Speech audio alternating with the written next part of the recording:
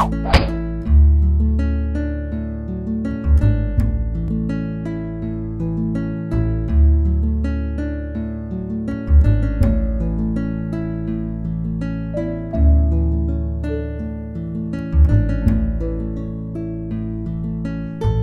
to Nox Spellenzolder, and this time I want to have a look at Hypnose, published by Red-Eyed Rabbit.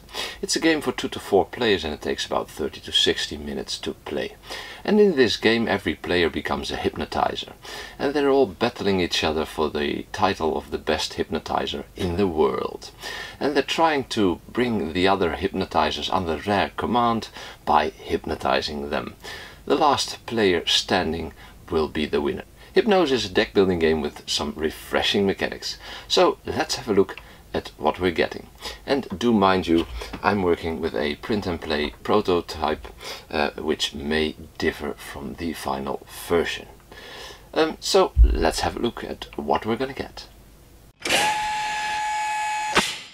The game is made by Joe Pirard and Patrick Picard, and we get the rules in various languages, among which one is English, and the layout is easy to read, and they have a nice overview of all the different actions of all the cards. At the end you can use as a reference. We get the playing board, on which we keep track of the mental resistance of all the players, and you'll start at 13 or less if you want to play a shorter version, and during the game you'll try to weaken your opponent's mental resistance to the point that it reaches 0, and when that does, that player is out of the game. We get markers to keep track of that, and finally, the heart of the game, we get a lot of cards. But that's what you're gonna get. Time to set up a game.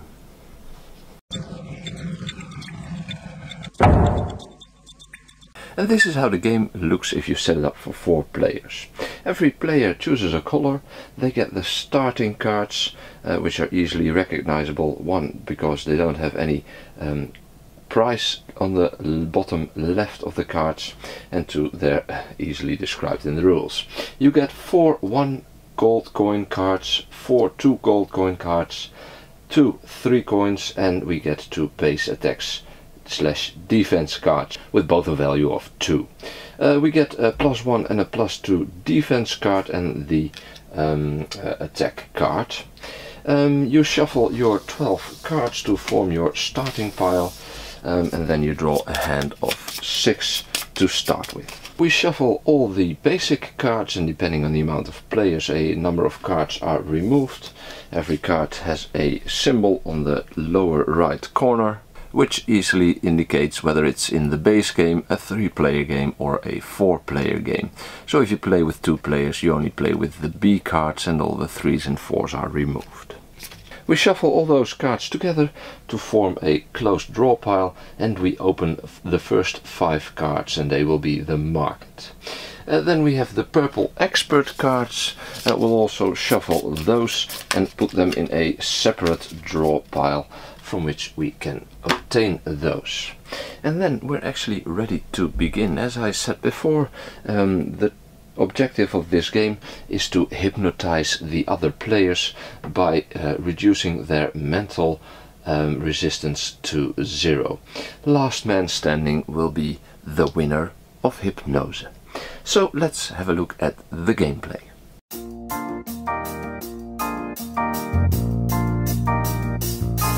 Randomly determine a starting player, and when it's a player's turn, he or she will go through 5 phases. The first phase is the market phase. In this phase you will be acquiring new cards to up your defenses and your attacks. How does it work? Well, the cards in your hand, they provide money sometimes. At the start of the game you'll have a lot of those gold cards which will give you just money, and some of the brown cards also can provide you a certain amount of money. The amount they produce is depicted in the top left corner, and that's the main action of every card. So these are just cards to buy other cards with, and this is either an attack card or a defense card, depending on the shield, rounded 2 or the vortex. Alternatively, most cards have a secondary ability, and that usually requires you to destroy the card.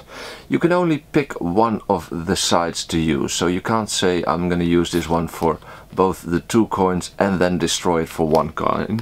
You always have to choose one of the abilities. For instance, these cards, they all can be destroyed to produce a certain amount of money, which is nice. It helps you trim your deck and allows you to keep only the best cards in there, but do remember, once you destroy a card, there is no way to get it back. But you can either use it for the left ability or the right ability. If you're gonna buy, you're gonna do it now and use only the money symbols. Buying cards is fairly easy. The price for every card is depicted on the bottom left of every card. So for instance, if I want to buy this book card, it'll cost me 4. I'll pay the 4, put it in my discard pile and add this card to the discard pile as well. And I may buy several cards at once. I can also buy the top card of the draw pile. This card will always cost me 6 coins.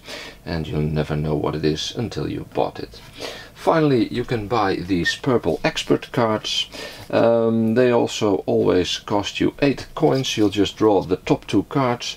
You choose one of those and put it in your discard pile, and the other one goes on the bottom of the expert deck. Keep in mind that when you're buying cards, you may destroy 1 or 2 gold cards to gain a discount of 1. Effectively, they were then worth 1 coin.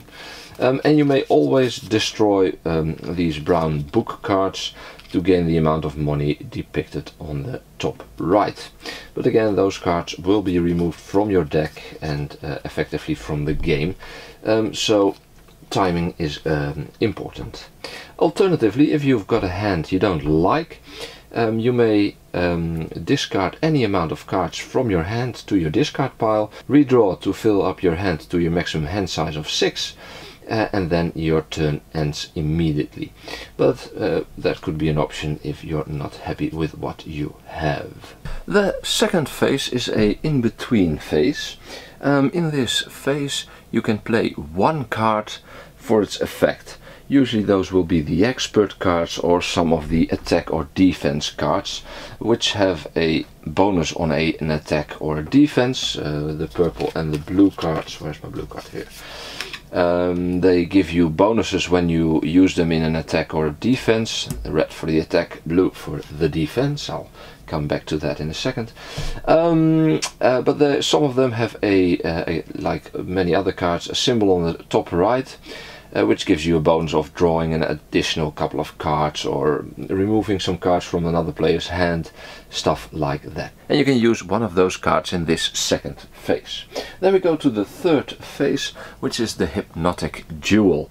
You will target one of the other players, if you so desire, and you can try to duel with that person and hypnotize him and break his mental resistance. There are a couple of things you can't do, and that's one of the fun mechanics in this game. If a player is already been attacked, for instance, let's say that the red player has been attacked by googly eyes, the red player puts his attack card in front of him, which means that you can't attack this player again this turn. And when it's that player's turn again, he removes his attack card, and this is to prevent all players from ganging up on one player. So if a player has an attack card in front of him, he can't be attacked a second time until he has had his or her turn. If you're gonna choose someone, let's say I'm gonna attack googly eyes, why not? I'm going to use my brown cards, my grey cards, and I'm going to boost them with red cards. Of course, if I have them in hand. I'm looking at the value depicted in the black vortex, and I'm going to play my attack cards face down. So let's make it a bit more interesting and put like 2 cards over here. You may strengthen your attack with only 1 red attack card, so you may play as many brown books and the grey cards as you like, but only 1 attack card may be added to the total pile. Then the defending player will defend him or herself by playing brown and grey cards for their defense value, which is in the white shield, and he may add one blue defense card to that pile, again if he has one in his or her hand. After both players declared their attack and played their cards, they're going to be revealed. Then both the attacker and the defender may play one expert card, if its effects can be applied, of course. And after an expert card has been played, it's going to be removed from the game, so this pile is going to drain pretty quickly. Then the attacker is going to total up his attack value. In my example I have a 1 and a 2, so my total attack value is 3, not very impressive. The one I'm attacking is going to total up his or her defenses, which is a total of 4. So Googly Eyes has 4 defenses versus my attack of 3. And the fun fact of this game is, despite being the attacker, I didn't get enough attack power to win from my opponent, which automatically means I'm gonna lose this battle and the attack is gonna hit me. And that's one of the interesting mechanics. When an attack hits, it can only drain one level of mental resistance, except when certain attack cards allow you to drain several levels. But a normal regular attack can only set you back 1 life, despite the immensity in difference. For instance, if I had 15 and my opponent only has a defense of 3, it doesn't matter, it'll only set you back 1 step. Only if red attack cards are added with an arrow, like this one, I can destroy several layers of mental resistance. This one, with the arrow, allows me to destroy 3 layers of mental resistance instead of the usual 1. So these are very powerful cards and they can help you push back the mental resistance of your opponents quite quickly. But there's another funny thing about this game. You can't just push someone's mental resistance down the drain like it's nothing. We're all hypnotizers. We've built up those walls pretty high, so we won't be overwhelmed that easily. There are a couple of safeguards we've built in our minds, sort of, and they're depicted on the main board. And they are represented by the eyes slowly closing towards a full hypnotized state of mind. It doesn't matter how many levels of mental resistance were destroyed in an attack, you can never go past an eye. So for instance, if I lost this mental battle and I had to go down 3 levels, which normally would mean 1, 2, 3 points of my mental resistance are lost, but if I cross an eye during that movement, I will stop at the eye. So if I lost 3, 1, 2, and then that's an eye, I'm going to stop here. Next attack, if I lose 3 again, 1, 2, 3, no problem. Here's the eye. So these are mental barriers you've built in for yourself to prevent you from being hypnotized and put under too quickly. And every eye gives you a certain bonus, which is explained in the rule. But these are effectively walls which will stop your descent and allow you to keep up the fight a bit longer. So that's how the attacks and the defenses work. After the attack, all the cards used are placed in the discard pile, and the one who was attacked places his attack card in front of him to indicate that he has already been attacked this round and can't be attacked until his or her next turn. So despite the fact that in this example I lost the duel and lost one of my mental resistance points, I'm still open to attack because I was the one who attacked, and only the one defending gets this attacked card in front of him to keep him safe for another round.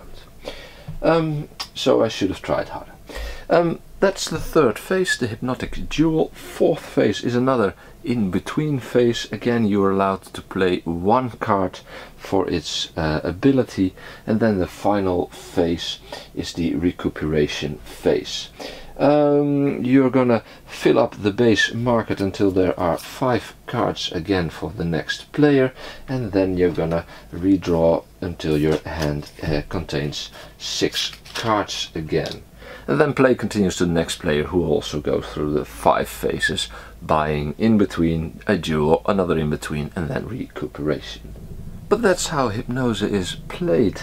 These different barriers all have different effects, small bonuses which will either give you cards or give you the opportunity to place one of these permanent defense markers in front of you, which will make it harder for other players to attack you and push your mental resistance down, and buying experts for their awesome abilities. The last hypnotizer standing will be the winner of Hypnose. And that's how the game is played. Hypnose is an interesting deck builder. It has some of the standard mechanics we've grown accustomed to, but it has some nice twists to make it interesting. One of the things I really like about Hypnose is the fact that I can destroy cards from my hand whenever I like, to keep my deck as big or small as I want, in order to draw the more powerful cards and cycle through my deck more quickly. But I do have to keep in mind that there are certain expert cards which can steal cards from my hand. So if I quickly burn all my money and another player plays one of those expert cards, steals 3 of the cards from my hand, it's going to be hard for me to acquire new cards, simply because I won't be able to afford them. The only other cards that provide me with money are the brown book cards.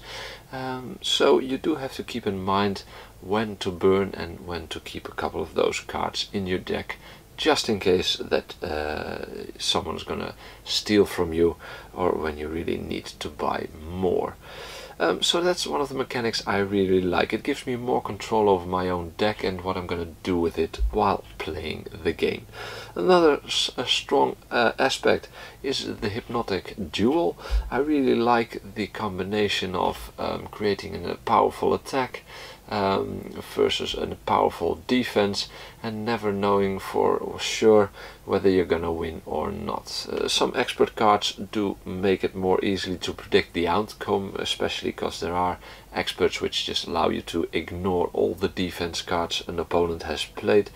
But again, you do have to have that one in your hand, and you never know what your opponent is gonna do. And if you don't win an hypnotic duel, first of all, you're gonna lose mental resistance, and second of all, you're still open for attack, so you could get 2 hits in 1 turn. And that mechanic of being attacked and then having some kind of shield preventing all the other players from attacking you again and again and again, and just kicking you out of the game before it even started, also a nice touch. And what I like is the mental resistance and the barriers you've built in your mind to prevent yourself from spinning down into madness in mere seconds. And every barrier gives you small bonuses, so timing your attack and timing especially the bonus attack cards, the red cards, is very important, because if you hit someone and you can push them down an extra 3 levels, that's only useful if there's not some barrier stopping that powerful attack from occurring. So you have to time a lot of things right, and a lot of things can happen in a turn. So those aspects do make Hypnose, in my opinion, an interesting deck builder with some nice mechanics to play with. And these symbols on the cards, they're clear. It's easy to see what a card costs, how much defense or attack value it gives, and what bonuses are on it. So that makes it easier to play, and that's always nice, because then you can focus on making the combos instead of going through the rules and looking up all the different symbols and what they actually mean. So another plus there. All in all, Hypnose is an interesting game to play.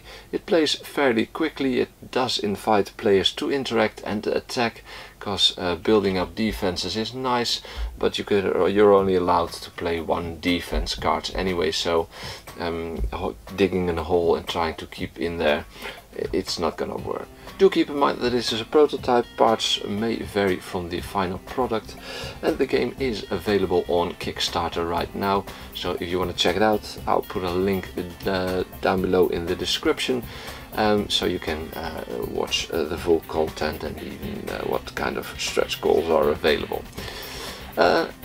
Thank you for watching, until next time.